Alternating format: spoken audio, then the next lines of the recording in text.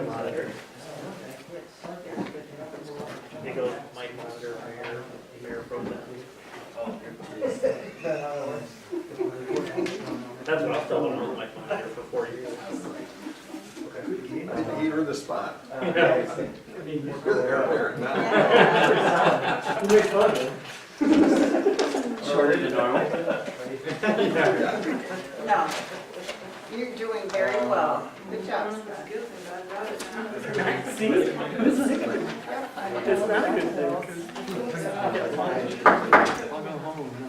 Good evening, everyone. On April 15th, City of Mount Vernon Council meeting to order. Not aware of any changes that were made to the agenda that we have in front of us. I'll make a motion to approve the agenda. All in favor? Aye. Opposed? Motion carries. Next item is communications. Is there anybody that would like to address the council? If so, please do so now. Come forward, sir. Name and address, please. I'm Dr. Mike Montgomery. I live at 822 10th Avenue Southwest, down in the construction racetrack area. I have a couple questions that I have for the council. I've been searching and I can't find an answer. Now, I understand, in my house, there's 2 people. We do the same amount of laundry, same amount of cooking, month to month. And for the last 6 months, my water bill has varied $61. It's from $112 to $51 to $77 to $94 to $106. I mean, I know I went to Solon, and maybe our math skills ain't so great, but this doesn't make sense at all, okay? Can somebody answer why? Truth be told, it's impossible for us to tell. The water goes through the meter and we read the meter. We can have your meter tested. Now, why didn't the duplex condo that I live in, the water comes in on the other side, then it comes over to my house, and they aren't there half the time. So, I don't get it, Well, and like I said, it's impossible for us to tell you where the water's going. All I can tell you is that it goes through the meter. And the meter is very simple technology, so water flows through it, it spins a little dial and, And I've been an engineer for 30 years, well, I'm just telling you, But, it just doesn't make sense, it varies that much month to month, and we do the same routine every month. Same amount of clothes, same amount of meals, same amount of everything. and I understand, I can't, there's no way for us to tell you where. We stop at the meter and if it goes through the meter, we can have the meter tested. So basically just go deeper, right? You're asking me to do something that I can't do. No, I'm just asking, just go deeper, okay? All right. The second one is, we have a note that says we're gonna pick up leaves on, what, the 8th or something like that? And my stuff has been sitting out there since the 7th, and it's still sitting. Well, with neighbors, so we're gonna do that anymore or not? They're actually picking up leaves as we speak. Yeah. They were out on Saturday. They were up today? Yeah. I think they got behind when they got some rainy days, but I know they were out this weekend. They don't give us a set schedule, we just have a number of weeks that they're in town. Okay, thank you. Thanks, Nick. Joe?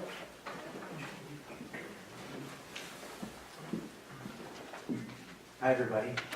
My name is Joe Jennison. I'm Director of Main Street and Marketing for the Mount Vernon-Lisbon Community Development Group. I live at 101st Street, south. I just wanted to tell you about the next 3 weekends. They're all kind of big, and I've got a lot of volunteers working with me, but I can always use more if anyone wants to help out.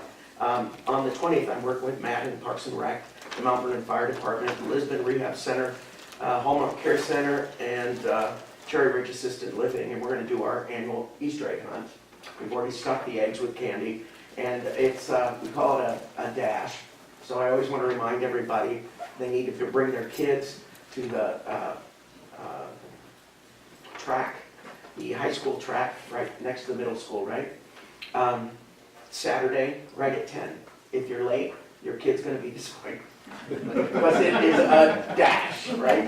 And we separate them by age, so it slows it down a little bit. But get there early. And we're partnering with, of course, the Mount Vernon Fire Department, who are going to be doing their pancake breakfast, 8 a.m. to noon. So go have some pancakes and then come over and hunt eggs with us really quickly. On the 27th, we have the Community Cleanup Day. We do this every year, always the Saturday before Chocolate Walk. I usually get about 70 volunteers to show up that day. If any of you are available or anyone else out there that wants to come and be a part of it, we sign up at City Hall upstairs at 8 a.m. Always work with Sue, and we always do a good job there. And it's always a very rewarding day, so if anybody wants to come and be a part of it. Then, of course, the next week is Chalk the Walk. We'll go 10 a.m. to 6 p.m. each day, and it's our first big festival of the year, and it's all starting now. Awesome. So please come out and be a part of it. Thank you. Is there anybody else that'd like to address the council? Anything else? Steve, you're up, sir. Thanks for the time. My name is Steve Maravetz. I'm the president of the Mount Vernon Area Arts Council. I just want to come before the council tonight to give you a little update on our application for the Cultural and Entertainment District designation from the Iowa Arts Council. The district will start down at the First Street Community Center, extend from 10 blocks to the west edge of the Cornell campus, and it will be 2 blocks wide, or 3 blocks wide, 2 blocks wide. So it'll extend from the 2nd Street north and south all the way down. Now, what do we get out of this? Well, basically, it's support for tourism and economic development. The Iowa Arts Council is under the umbrella of the Iowa Department of Cultural Affairs, which also has the Tourism Board. And so we'll be able to put up signage indicating that this is a cultural and entertainment district, but also will be included in a lot of the tourism brochures and material that they spread out. So when people are looking for a place around the state to take a weekend trip or staycation or whatever, we'll be listed there. We'll be the 6th one. There's currently 5, all of them in cities larger than ours with the exception of LeClaire, Iowa. They have one. LeClaire is on the Des Moines River, is that correct? Mississippi, Mississippi, okay. just north of. Geographically. So anyway, and I talked to Chris about this, and I would have liked to have a resolution from the council, but he said that because of my tardiness, it has to be on the agenda and stuff. But I would like, if you are so inclined, to get some expression of support from the council. The application is due on May the 1st, and so we won't have another council meeting until then. So if there's some indication that some or all of the council would support this designation, that would be great. The application indicates that we have 11 performance spaces from one end to the other. We have 21 arts and arts-related businesses. We have all the specialty shops. We have 4 galleries, if you count the McWeffy Hall, the Luce Gallery on the Cornell campus. I've spoken with Dr. Brand. I've spoken with the superintendent of the schools. I've spoken with Joe, and I think that this is going to be a pretty easy decision for them if I we submit the materials adequately because of the work that Joe and the CDG have done. One of the questions is about professional development, and I know Joe's got the Entrepalooza coming up, things like that. So those are the kinds of things that really, really, really give us an edge up with the application. So I'm glad to entertain any questions that you have. So nice work, Steve. What's that? Nice work. I'm really glad to hear that. Well, we got plugged into the Iowa Arts Council actually when we applied for it, got the grant for the mural, and then we spent 4 days with them last year doing some planning and things like that. And it was at that time that they called me over and said, look, Mount Vernon should be a shoe-in for this kind of designation. So what's the timeline? You guys are going to submit this and? We'll be notified by June 29th. Okay. So, and then among the other things that we get will be what they call technical assistance, and I'm not sure what that is, but they're going to give us heads up on grants that are available. And it's a 10-year designation. So your request of us is to provide some sort of support letter or indication? Is Right. there something, just to you personally, or? It's a to whom it may concern. So would that be submitted with the application? Yes. Okay. Chris, I assume it's something you and staff can handle on behalf of the Yeah, I council? would be. Yes, just be your signature, shouldn't take more than 20 minutes. Okay, yeah, just let me know when it's ready. All right, okay. One question for Steve, I know this is public comment part of the meeting, but to be designated a cultural entertainment district, are there any restrictions with regard to design or building No, that need to be sensitive to? no. So there's nothing No. that, okay. And the fact that Jeopardize. the district includes 2 historical districts is a huge couple of check marks for us too. I mean, they're down to the level of, do you have any historical buildings in your district? And we have the downtown commercial district in Cornell, Kansas. Of course, I'm thinking that if we did get this designation, it would be very timely because we have it prior to the Lincoln Highway Arts Fest. And That's true. being able to use that on marketing Yeah. materials would be fantastic. Well, thank you very much, Steve. All right, thanks. That's Thank you. awesome, thank you. Thanks. Next item, consent agenda, approval of council minutes from the April 1, 2019 meeting, approval of liquor license for Casey's General Store. So I have one change. Sure. I noticed that in the reference to discussion and consideration of change order number 1, it mentions the motion, didn't say who made the motion, and that it was seconded by Weisler. And I think that that was a circumstance where there was a couple of us that started to speak at the same time. And so you can put my name in there as initiating the motion. That's the street lighting project in the amount of $2,200. So I'm okay with everything with the exception of that change. If that's a motion, I'll second it. That is a motion. All in favor? Aye. Opposed? Motion carries. All right, next item, public hearing on proposed ordinance repealing and replacing chapter 166 subdivision regulations of the Mount Vernon Municipal Code. I now open the public hearing. Anybody that would like to address the council on this item? Seeing no one, I will close the public hearing. Dave, did you have something to Oh, say? no. Or read I asked Dave to be here to answer any questions if possible. This is mainly cleanup, so there aren't a lot of policy changes within the subdivision ordinance. It's more or less going back and having our design standards match up, grade changes. There's no United Building Code anymore, so change that. Just little cleanup items similar to what we did with the subdivision ordinance, or with the zoning ordinance. Dave was present through a lot of that discussion, so I asked him here in case there were questions, because Chad Sands from EasyCog is actually at the National APA Conference with the individual that worked on it with him, so they couldn't be here. We had already scheduled a public hearing, so Matt's here as well, he worked on it. Heather's here, so if you have any questions, we'll try and kind of work through them together. Sorry, Dave, I didn't know you got notes, but is there something you want to bring, highlight or anything? Dave Scheckinger with Bean Street County. I'll just run through some of the main items that we had gone through. Chris covered some of those already, but the code references, we've adopted SUDAS as our design standards, so we incorporated that into this. We also changed the building standards to the National Building Code. Cleaned up some definitions. There were several different categories for a planned unit development type of a subdivision, whether it was a creative subdivision, a cluster subdivision, or a PUD. Got to be a little bit confusing, so we worked on the language there to clarify that. One of the other things that was apparent as we went through a couple of the recent subdivisions was that if the developer wanted to get the final plat before they put the improvements in place, there was some language, but it wasn't very strong, that required to have the improvements in place, such as the streets and the sewer and the storm sewer, before they started to sell lots and have the final plat approved. We wanted to make sure that we had that solidified, so we put in a requirement that says they have to have the majority of the improvements in place.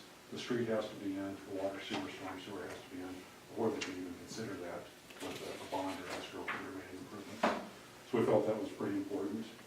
There were some procedural items that we put in there, such as the schedule. The schedule was a little bit problematic in that if they didn't meet the first day of the month, if they decided they wanted to try to get something in on a weekend, our schedule was pretty rigid, and we adjusted that so it's a certain number of days instead of it having to fall on a certain day of the month.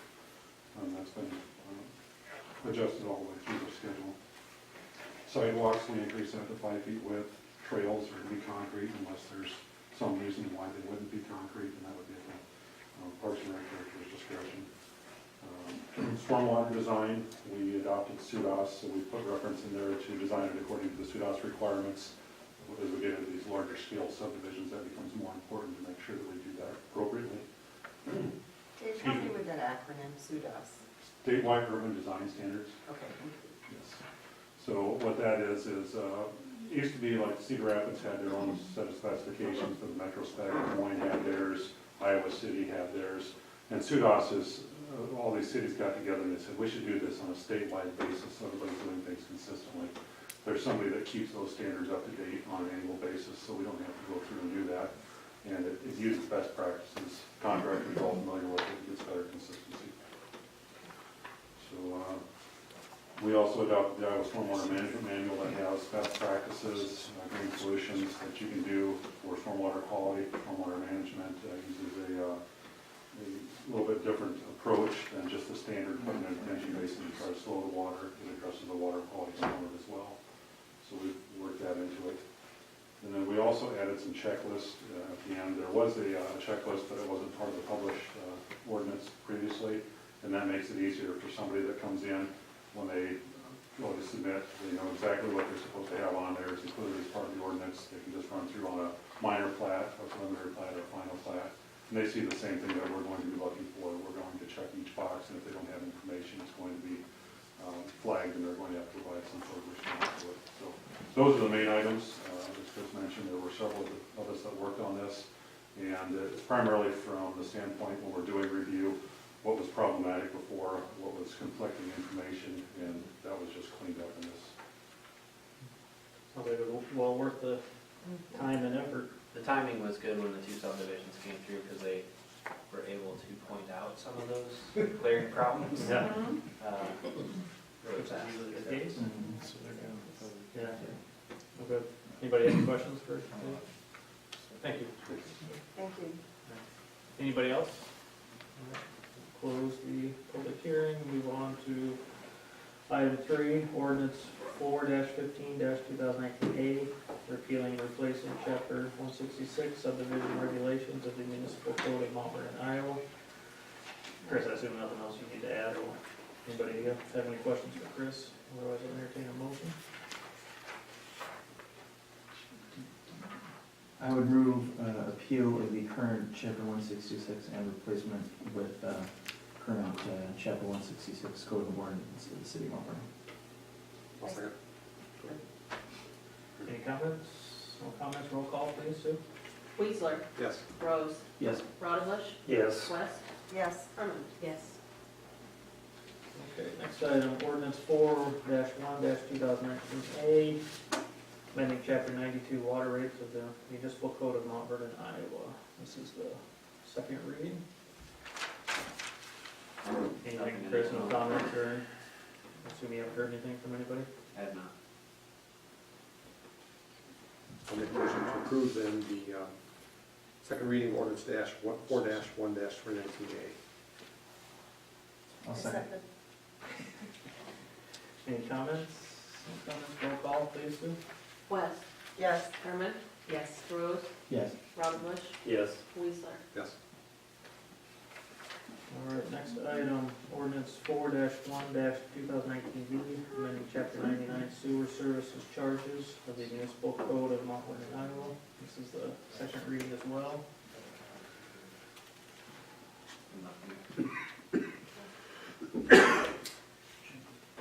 Entertain a motion, if anybody has any questions. I move approval of ordinance 4-1-29, 2019, B, amending chapter 99, the sewer service charges of the Union Code. A second? Any comments? No comments, roll call please, Sue? Raudenbush, Yes. West, Yes. Weezer, Yes. Herman, Yes. Rose. Yes.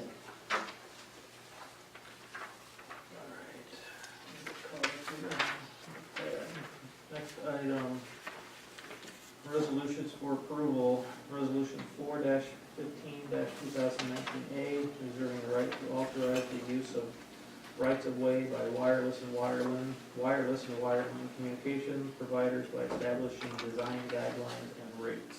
Chris? So I apologize, normally we would have more time to discuss these. Unfortunately, according to the new FCC rules, if we do not have something in place by the 15th today, approved, we lose our opportunity to have guidelines for our right-of-way for what amounts to 5G. So it's the small cell buildings or structures in our right-of-way. A lot of what I've seen so far has been on light posts. We're just kind of blanketing. So these are replacing the large-scale towers from the cell companies that you're seeing. But they have to be closer together. And there were some lawsuits initially. The FCC tried to take away all the local control. And they've basically backed into giving us an opportunity to pass guidelines. So I will tell you that these guidelines are the same in Coralville, Charles City, like half a dozen communities are adopting the same set of guidelines. We can amend them, we just have to have something in place by today. Saying we have guidelines, basically. Correct. So we, We can, like I said, we can amend these guidelines moving forward. We'll have B&K look over them more. It's just, it's kind of something that was hidden, and then it was a mad dash for everybody to get this in place. So if we adopt this thing tonight, what do we run the risk of happening prior to us coming back and looking at it more in depth? And if we An don't application adopt- coming back to us for one of the cell phone companies coming in and saying we want to build your 5G network tomorrow. Are there anything? They're going to be subject to these standards.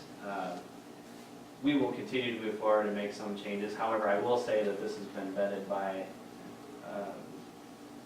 at least 3 city attorneys of other communities in eastern Iowa that I know of so far, and there were no less than 4 or 5 that were adopting the same thing. So I feel comfortable with what we have in front of us. I just want the city engineer to look at them and make sure that we haven't missed anything more than taking something out. But I definitely don't want to give up the rights to our right-of-way. It's kind of a, excuse me for saying, a backhanded way of getting this through. They had a lot of struggles when they were putting cell towers up from the get-go. Every community having a different standard, but this was their attempt at trying to end around that, so. So if we don't approve it tonight, what are we risking? One of the companies could come in tomorrow and file an application, we couldn't do anything about it. They're not pretty units, at least the ones that I've seen that go up on light posts. I mean, they look like a big rectangular box. So, my issue right now is that we've spent a lot of time as a community working with Alliant, working with other agencies to get utilities underground, and this would be a step backwards, if you ask me. At least if they're going to do it, then we should have, or have the ability to incorporate some design into it so that it looks better than just a bunch of antennas. so essentially unless we have the ability later to repeal it, to amend it, to do anything we want. Correct. But unless we do something tonight, we can't come back next meeting and There's some- say, hey, we would rather have that in place now. I will say there is some confusion as to what happened. So my understanding is if between now and the next council meeting, if there's some interpretation that says you'd only have to deal with the applications that came forward between now and the time that you actually applied, and then there's some interpretations that are saying, no, you've lost your right to do it altogether. I didn't want to risk it. Right. We'll have a standard in place, and like I said, if we want to amend moving forward, that's fine. There's no real downside. No. No. Because I think probably the easiest way to summarize it. That being said, I would move approval, we good? Yep. With resolution 4-15 2019A, reserving the right to authorize the use of rights of way by wireless and wireline communication providers, establishing design guidelines and rates for the city of Mount Vernon. I'll second. Any comments? No comments, roll call please. Herman. Yes. Roundabush. Yes. Rose. Yes. West. Yes. Weezer. Yes. Now, since this is a resolution, do we need to move approval and suspend? No, this is a one-time reading. Yep. Ordinances are the three. Correct. Yep. Okay, cool. So Chris, will you make note then to put it in as an agenda item for discussion, if not next meeting, the following one, so that we can make sure that we Yes. follow up on it? Anybody else? Okay. Next resolution, resolution 4-15-2019B, opposing the proposed legislative changes in city finance. So this is a resolution that actually originated out of the city of Spencer. I've been sending you a lot of information from the League of Cities as it relates to what started as House Study Bill 165. It's now House File 773 or something like that. Based upon all of the communication that I'm getting back, this is an industry-led, outside the state of Iowa bill. It's currently moving forward with along party lines, and it's the same information is kind of being regurgitated in each of the newspapers that, and the information that's coming back from all of the House members that are supporting the bill.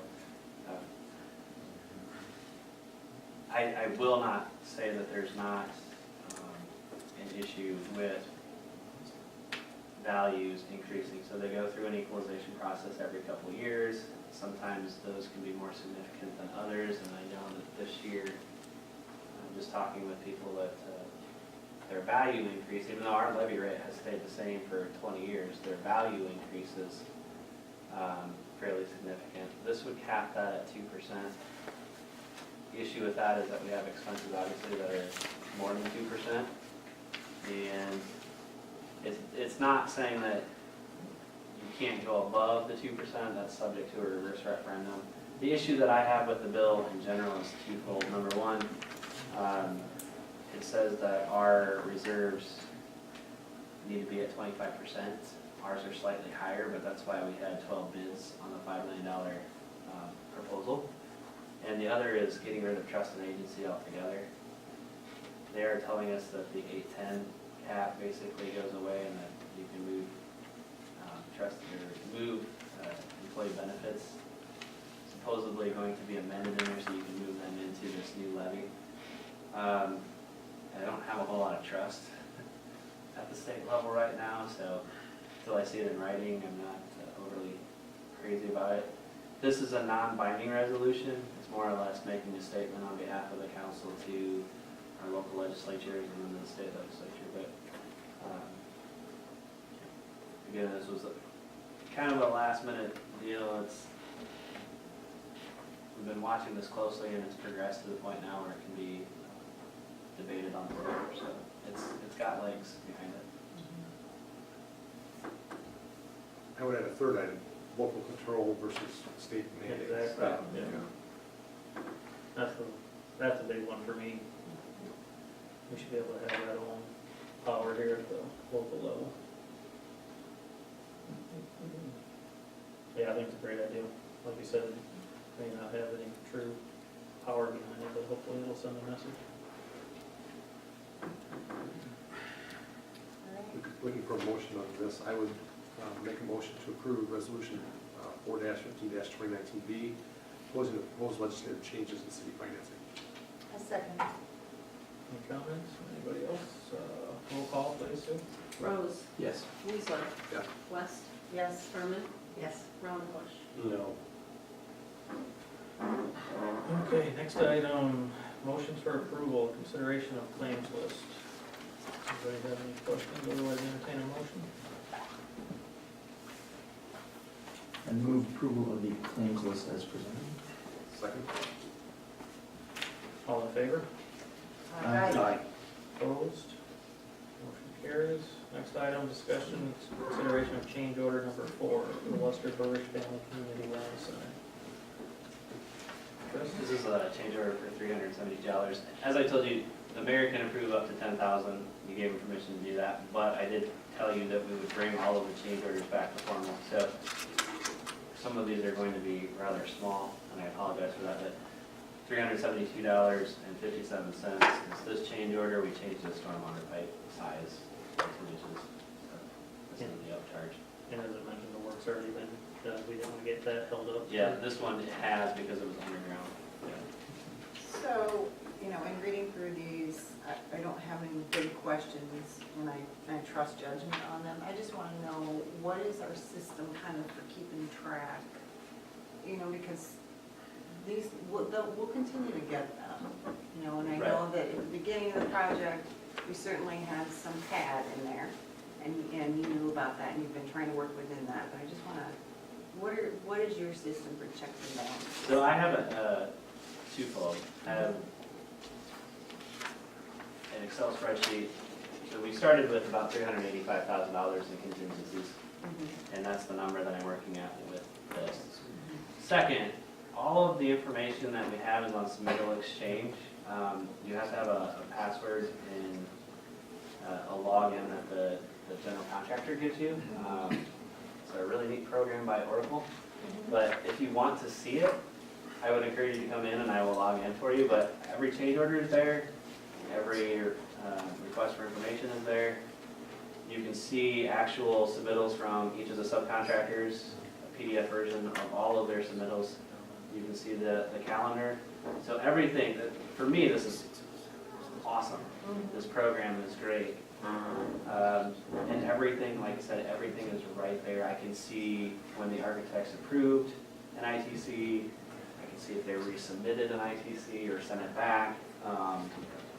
So all of the notes are right there and kept track. On top of that is the inspections from Ron that we've hired.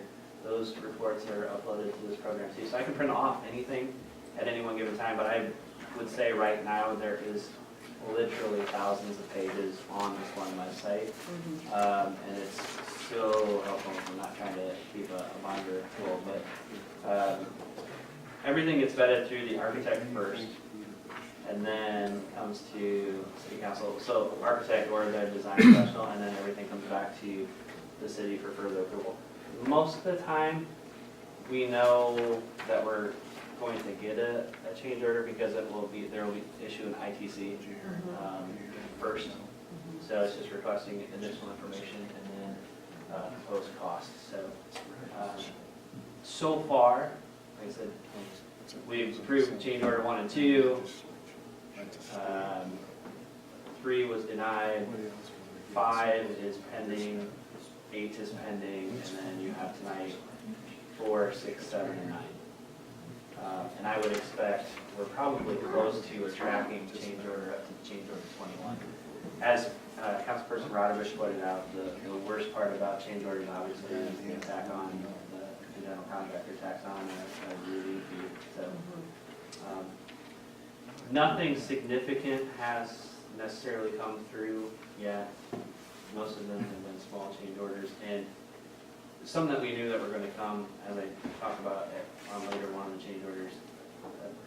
We had electrical equipment in the building, but we now had to move them based upon some of those equipment that we're going to have there. So there are some things that we can't avoid, and we kind of knew what we were going into it. That's why the contingency is there. But I am keeping track. I'm expecting to spend about anywhere from 60 to 75% of that contingency on change orders moving forward. So The thing that I think would be most difficult is, you know, you're making decisions now early on, and you don't necessarily know what's out there.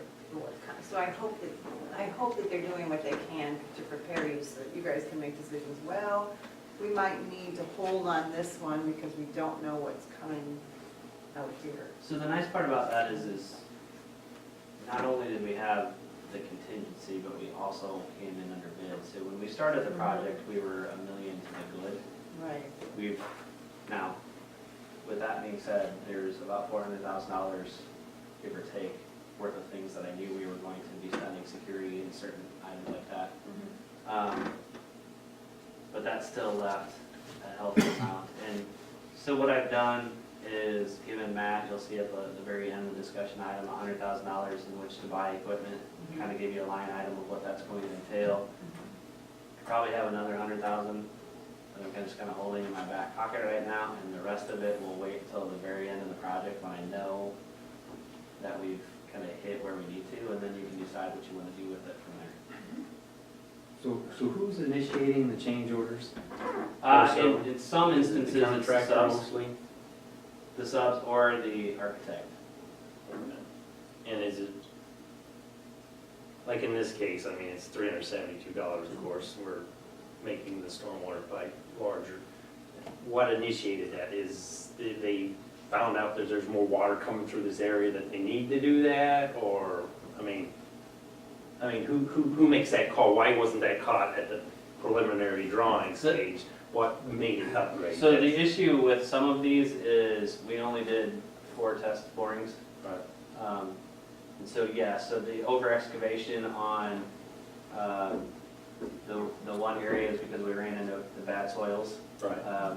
Same here, it's a little wetter than I think they had originally planned on, but again, why we have a contingency there, we weren't sure what we were going to run into, and only digging 4, because they're an expense that you didn't want to go through.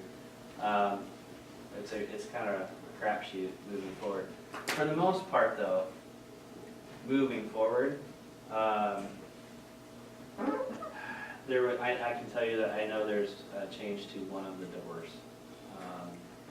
The panic hardware, just given the configuration, needs to be changed. It will be a small change order. We could probably argue with the architect that they should have maybe caught that in the beginning. A lot of times that ends up being a mute point. It's kind of more money arguing it than you do paying a change order. So I haven't seen a change order request, and I'm watching that pretty close, that looks like somebody screwed up. I also have a couple people in town that are in the construction management business that I consult on a regular basis to find out whether or not they believe it should be looked at or not. And we've been, not gonna lie, we've been battling back and forth. They know they're just not gonna get them through. Correct, they do. That's been quite clear. We've had some extremely colorful debate at the job trailer the last couple of weeks. So. Chris is not getting a Christmas card. No, I'm not. So we're at change order, what are we? This is change order number 4. About how many have we done so far? We'll be up to 9. We'll be up to 9, and what percentage of the way are we through the project? 8, Time frame or No, cost-wise. cost-wise from money that you have spent so far, maybe an 1/8. So 12.5%. I mean, for pay applications, So at that rate, you're looking at about 70 to 75 change Which is- orders. they shouldn't be as significant moving forward. So you should see a significant drop-off once the building actually goes in. But I expect to see the more change orders right now, when decisions are still being made. Like I said, I've been a project man. I did the school in Maquoketa, their big addition, and it was pretty consistent. And actually, they were about midway is when they really hammered us with change orders, because there's a lot of design changes and wants and instead of the needs, and so Shouldn't be we're significant. on a good track to get some pretty. And good I would say that from a design standpoint, because it's 2 big boxes, I mean, relatively speaking, we're not talking about significant changes design-wise. Even the equipment that we're bringing in hasn't made huge changes. There are certain items that I can tell you, there's an additive to the concrete. There's a vapor barrier underneath the maple flooring, but there is an additive to the concrete with the other areas to make sure that it gets as dry as it's supposed to.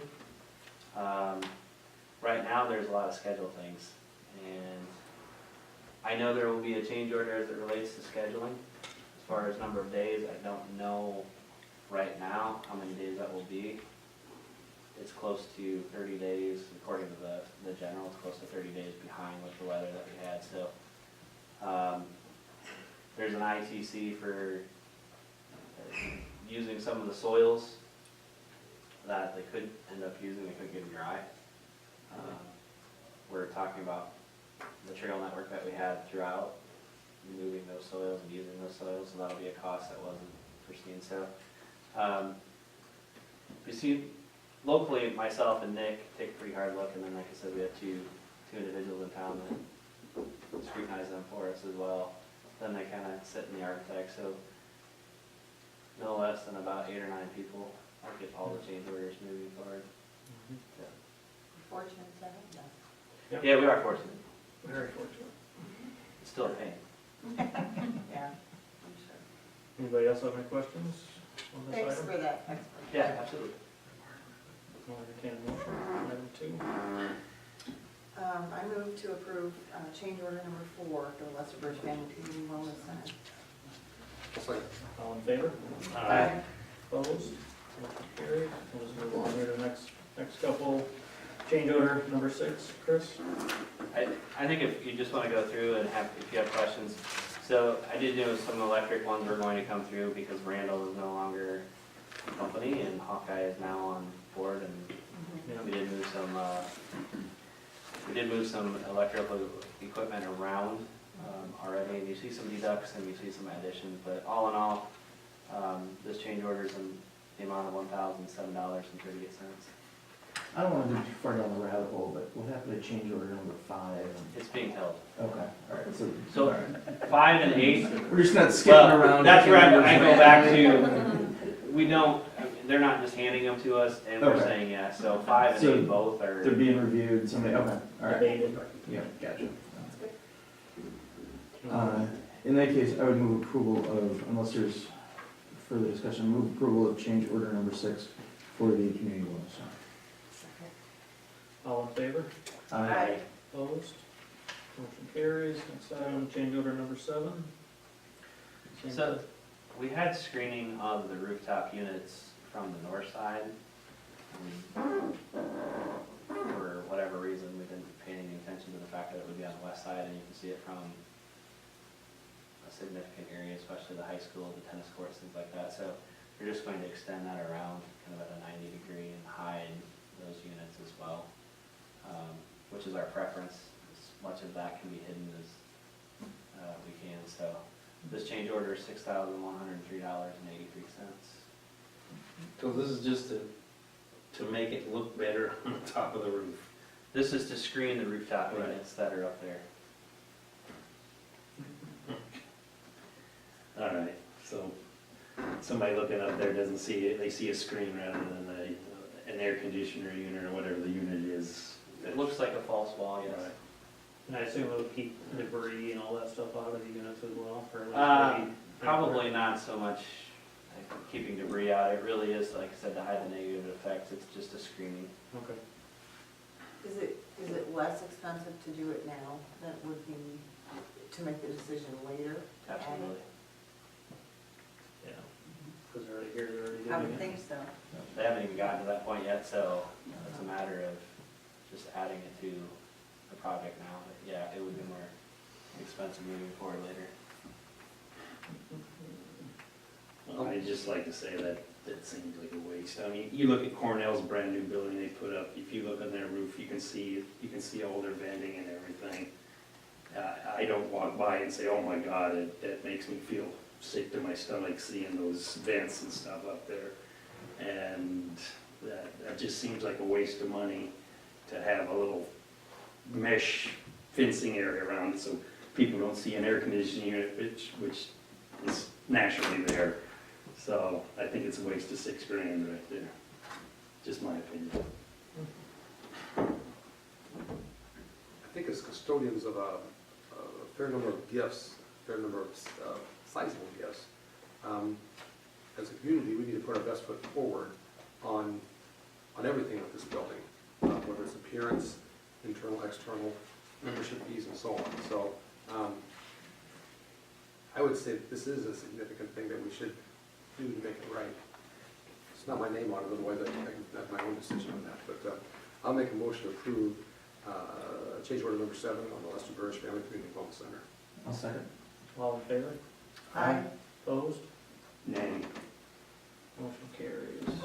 Next item, change order number 9, Chris. This is a change order in the amount of $1,520.82. This is actually for additional supports. I put in the parentheses in the call wall. It's the translucent corner of the building. Those actually rest on the steel, and there's been some discussion about the bracing. So this is a small addition to add braces to that segment. Move to approve change order number 9. I'll second. All in favor? Aye. Opposed?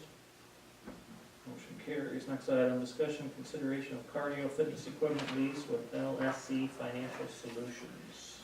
So Matt provided a letter to you, and in my report, we've looked at splitting the equipment into essentially what I would consider free weights and all equipment that's got a longer shelf life, and then all of the cardio-based equipment, with the thought that the cardio-based equipment tends to be, I don't want to call it more seasonal, but it Comes comes and out goes, of ebbs and flows as far as popularity goes. So the leased portion of the equipment, the $86,607, will be for a 3-year lease. They will handle all the maintenance of the equipment, and then we have the ability at the end of it, if we want to buy it outright, or we can change the equipment. And one of the things that we noticed when we went and traveled around was you definitely can start to notice when they bought all of the equipment and then had to try and go back in and replace all the equipment. You really started to end up seeing kind of a hodgepodge of things, and to me, it made the difference between having a true kind of up-to-date facility versus one that you can kind of tell is just, we got the initial purchase, but we forgot about what we're going to do in the future. Well, from a usability standpoint, having consistency across the pieces of equipment, so you know how they work, how they turn them on and just do the things, right? You know how to operate them, as opposed to using your words, have a hodgepodge of how does this one work, how does that one operate? Push pedal pull is local. Life Fitness was actually slightly lower, but they were missing items in their bid, so that's kind of, Matt, make that note. How local is Push Pedal? Oh, yeah, you mentioned. Retail store right next to Best Buy. And Johnson Fitness is local as well. They have a retail store by Taco John's on First Avenue as well. But their service is a third party, it's not our net store, so that was another, but they're obviously significantly higher. Yeah, Johnson Fitness probably had the best, I mean, as far as matching equipment all the way around, but it wasn't worth $30,000. Yeah, I couldn't justify that. Yeah.